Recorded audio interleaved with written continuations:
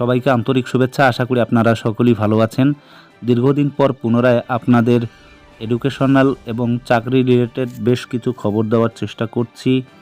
দীর্ঘদিন বিলম্বিত হওয়ার কারণে আমি ক্ষমা প্রার্থী। তো আজকে আমি যে বিষয়টা আপনাদের বলবো, আপনারা নিশ্চয়ই জানেন যে 4th ফেজ আবার শুরু হচ্ছে আপার প্রাইমারিতে। ইতিমধ্যে 3টি ফেজ সম্পূর্ণ হয়েছে, আর আজকে final vacancy details upper primary লেভেলের 4th কাউন্সিলিংয়ের যাবতীয় তথ্যাদি পাবলিশ করলো WBSSC।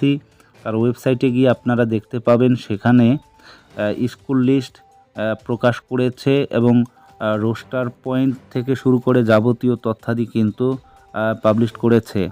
তো মোটামুটি আমরা যতটুকু শুনতে পাচ্ছি যে প্রায় 261 জনের মতো কিন্তু পুনরায় এই 4th ফেজে চান্স পাচ্ছেন এবং আরও ফেজ হবে বলে আমরা শুনতে পাচ্ছি। সুতরাং যে সমস্ত ওয়েটিং চাকরি প্রার্থীরা রয়েছেন তারা আশাহত হবেন না, অবশ্যই আপনাদের কিন্তু আরও কাউন্সেলিং হবে। তো সে কারণেই আপনারা অপেক্ষা করুন, আপনাদের কিন্তু কাউন্সেলিং শুরু হচ্ছে। 261 জন 4th ফেজে ডাক পাচ্ছেন এবং ইতিমধ্যে আপনারা দেখতে পাচ্ছেন স্কুলের নাম এবং স্কুলের অ্যাড্রেস যাবতীয় তথ্যাদি কিন্তু প্রকাশ করেছে এবং ভ্যাকেন্সি কোড সহ কোথায় কি রোস্টার সব কিছু কিন্তু এখানে দেওয়া রয়েছে। তো এর পাশাপাশি আরেকটি বিষয়ে বলতে হচ্ছে, সেটা হচ্ছে আপার প্রাইমারিতে আপনারা জানেন যে দীর্ঘদিন ধরে মাতঙ্গিনী হাজরা মূর্তির পাদদেশে অনেক ছাত্রছাত্রী বা ক্যান্ডিডেট তারা কিন্তু আন্দোলন এবং অবস্থান বিক্ষোভ করছেন। কী কারণে আন্দোলন এবং অবস্থান বিক্ষোভ করছেন?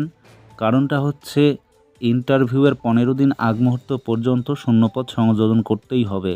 এই যে তাদের মূল দাবি, এই দাবিকে সামনে রেখে তারা দীর্ঘদিন অর্থাৎ 978 দিন পর্যন্ত তারা আন্দোলন এবং অবস্থান বিক্ষোভ করে আসলেন এবং আগামী দিনেও তারা কিন্তু বৃহত্তর আন্দোলনের ডাক দেবেন, এমনটাই কিন্তু আমরা শুনতে পাচ্ছি। উচ্চ প্রাথমিকের যে রুলস ছিল সেই রুলসে 8(3)তে বলা ছিল ইন্টারভিউয়ের 15 দিন আগ মুহূর্ত পর্যন্ত সমস্ত শূন্যপদ সংযোজন করতে হবে, কিন্তু এসএসসি এখনও পর্যন্ত সেই শূন্যপদ সংযোজন করেনি। সে কারণেই কিন্তু তারা এই আন্দোলন এবং অবস্থান বিক্ষোভ জারি রেখেছেন।